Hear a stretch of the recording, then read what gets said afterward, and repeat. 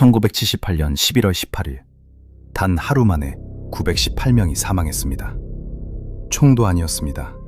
폭탄도 아니었습니다. 음료 한 잔이었습니다. 그리고 이것은 자살이 아니었습니다. 지금부터 미스테리세이 인류 역사상 가장 충격적인 집단 학살 사건 중 하나를 여러분께 전해드립니다. 구독, 좋아요, 알림 설정은 더 좋은 컨텐츠를 만드는 힘이 됩니다. 1931년 미국 인디애나주의 작은 마을에서 한 남자아이가 태어났습니다. 이름은 제임스 워런 존스, 우리가 짐 존스라고 부르는 그 사람입니다. 아버지는 1차 세계대전에 참전했다가 독가스에 노출되어 장애를 얻었고, 존스가 14살이 되던 해에 이혼을 선택했습니다. 어린 존스는 편모스라에서 가난과 불안 속에 어린 시절을 보냈습니다. 그 시절 미국은 흑백 인종 분리가 공공연하게 이루어지던 시대였습니다. 버스도, 식당도, 교회도 백인과 흑인의 자리가 달랐습니다. 존스는 이 현실에 분노했습니다. 그 분노는 진심이었습니다. 적어도 처음에는. 대학 시절 그는 사회주의와 기독교 사상을 동시에 흡수했고, 이 둘을 뒤섞은 독특한 세계관을 갖게 됩니다. 1952년 인디애나 감리교회의 청년부 목회자가 된 존스는 흑인 신도를 받아들이자고 주장했다가 교회에서 쫓겨납니다. 그리고 1955년 그는 직접 교단을 세웁니다. 이름하여 인민사원. 초기의 인민사원은 그 어느 교회보다 진보적이었습니다. 흑인, 마약 중독자, 노숙자, 빈민층, 아무도 돌보지 않는 사람들을 존스는 직접 찾아갔습니다. 무료 급식소를 운영하고 타가소와 노인병원을 세우고 성매매 여성들을 위한 상담소도 만들었습니다. 샌프란시스코 시장은 그를 도시주택사업위원으로 위촉했고, 1976년에는 마틴 루터킹 인권상을 수상하기까지 합니다. 당시 미국 대통령 지미 카터의 부인 로절린 여사도 그의 열렬한 지지자였습니다. 밖에서 본 짐 존스는 진정한 사회개혁가였습니다. 하지만 안에서는 달랐습니다. 존스는 스스로를 메시아라 칭하기 시작했습니다. 예수의 재림이자 부처이며 레닌이라고도 했습니다. 그리고 기적을 행했습니다. 집회 무대 위에서 안진뱅이가 걷고, 암 환자가 낫고, 죽은 자가 살아났습니다. 훗날 밝혀진 사실은 이 모든 것이 치밀하게 연출된 사기였다는 겁니다. 신도들이 사전에 배우로 배치되었고, 치유는 무대 연출이었으며, 기적은 존스가 직접 설계한 퍼포먼스였습니다. 그러나 당시의 신도들은 믿었습니다. 그들은 자신이 신의 선택을 받은 공동체라고 진심으로 믿었습니다. 1970년대 중반부터 탈출한 신도들이 하나둘 목소리를 높이기 시작했습니다. 존스가 신도들의 재산을 빼앗고 있다. 집회에서 폭행이 이루어진다. 신도들의 여권을 압수하고 탈출을 막는다. 언론이 움직이기 시작했습니다. 정부도 조사에 나섰습니다. 존스는 신경이 날카로워졌습니다. 그는 신도들에게 말했습니다. 바깥 세상이 우리를 파멸시키려 한다.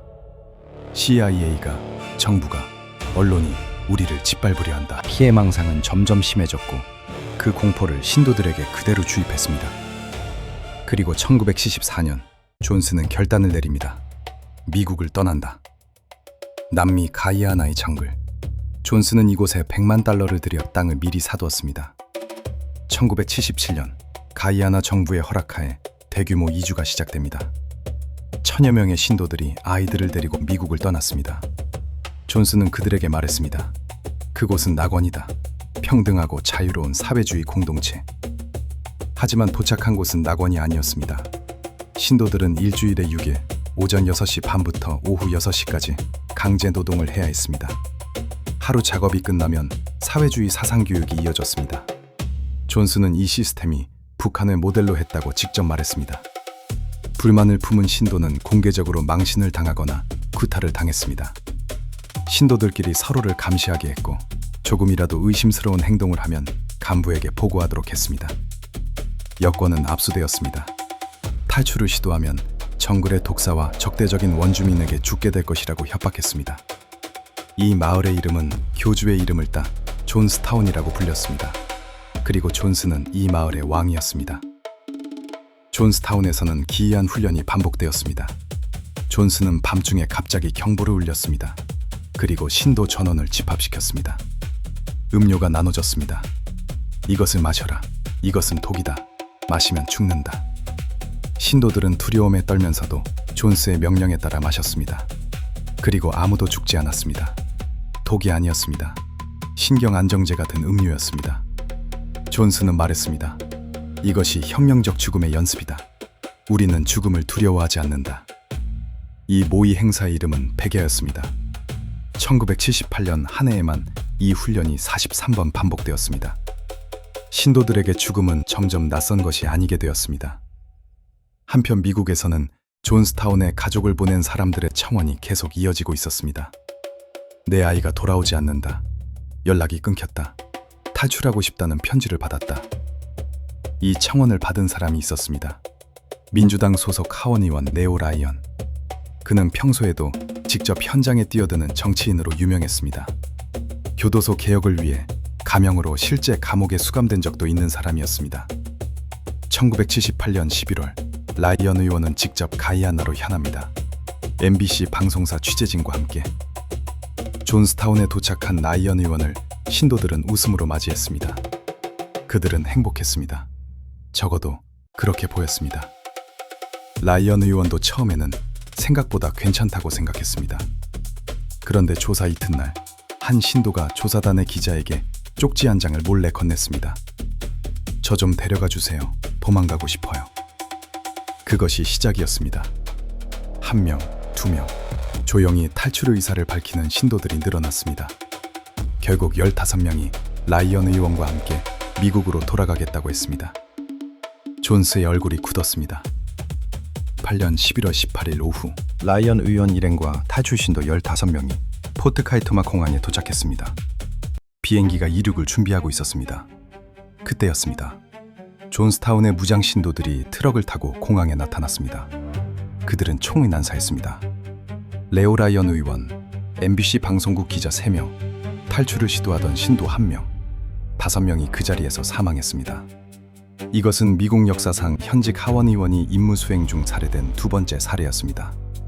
조사단 일부는 수로와 정글로 몸을 숨겨 겨우 목숨을 건졌습니다. 공항 학살 소식이 존스타운에 전해졌습니다. 존스는 전 신도를 소집했습니다. 마이크 앞에선 존스가 말했습니다. 지금이 그날입니다. 무장 경비원들이 신도들을 에워쌌습니다. 청산가리가 섞인 음료가 준비되었습니다. 어린이들이 먼저였습니다. 276명, 부모들이 직접 자신의 아이에게 먹였습니다. 아이들이 고통에 울부짖는 동안 간부들은 존스의 연살에 박수를 쳤습니다. 그리고 어른들의 차례가 왔습니다. 거부하는 사람은 총으로 위협받거나 강제로 주사를 맞았습니다. 그 모든 과정이 녹음 테이프에 담겼습니다. FBI가 나중에 이 테이프를 회수했습니다. 코드네임은 Q042. 44분짜리 테이프에는 존스의 목소리, 울부짖는 신도들의 소리, 아이들의 울음소리가 그대로 남아 있습니다. 그리고 존스의 이 말이 담겨 있습니다. 죽음은 두렵지 않다. 이것은 자살이 아니다. 혁명적 한 거다.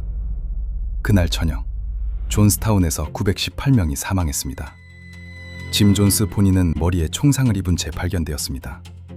자살인지 타살인지 지금도 정확히 알 수 없습니다. 918명은 왜 따랐을까요? 이것이 이 사건이 남긴 가장 무서운 질문입니다. 먼저, 탈출이 불가능한 구조였습니다. 정글로 둘러싸인 고립된 공간, 여권 압수, 무장 경비원, 상호 감시 체계, 도망치면 죽는다는 일상적인 협박. 다음으로 43번의 예행 연습입니다. 죽음은 더 이상 낯선 것이 아니었습니다. 음료를 마시는 행위 자체가 이미 몸에 각인되어 있었습니다. 그리고 언어의 조작입니다. 존스는 죽음을 죽음이라 부르지 않았습니다. 혁명적 한 거라고 불렀습니다. 자살이 아니라 적들에 맞서는 마지막 저항이라고 했습니다. 수십 년간 신뢰를 쌓아온 지도자가 죽음을 숭고한 선택으로 포장할 때 그것을 거부하는 것은 생각보다 훨씬 어려운 일입니다. 심리학자들은 말합니다. 이것은 나약함이 아니라 오랜 시간에 걸친 정교한 세뇌의 결과라고. 존스타운은 사이비 종교 심리 연구의 핵심 사례로 지금도 전 세계 학계에서 인용됩니다. 이 사건은 2001년 9.11 테러 이전까지 미국 역사상 단일 사건으로 미국인이 가장 많이 사망한 사건이었습니다. 존스타운 부지는 지금도 가이아나 정글 속에 그대로 방치되어 있습니다. 철거도 재개발도 없었습니다. 수십 년에 걸쳐 정글이 모든 것을 덮었습니다. 그리고 이 사건에서 탄생한 표현이 있습니다. 드링크 더 쿨에이드. 영어권에서 맹목적으로 누군가를 따르는 행동을 이렇게 표현합니다. 존스타운 학살에서 비롯된 말입니다. 생존자는 약 25명. 그날 존스타운에 있지 않았거나 정글로 도망쳐 살아남은 사람들입니다. 그들은 지금도 살아 있습니다. 그리고 그날을 기억하고 있습니다. 짐 존스는 처음부터 악인이 아니었습니다. 그는 인종차별을 분노했고 가난한 자들의 편에 섰으며 실제로 수많은 사람들에게 희망을 주었습니다. 그 희망이 공포로 바뀌는 데는 오랜 시간이 걸렸습니다. 그래서 더 무섭습니다. 존스타운은 먼 나라의 오래된 이야기가 아닙니다.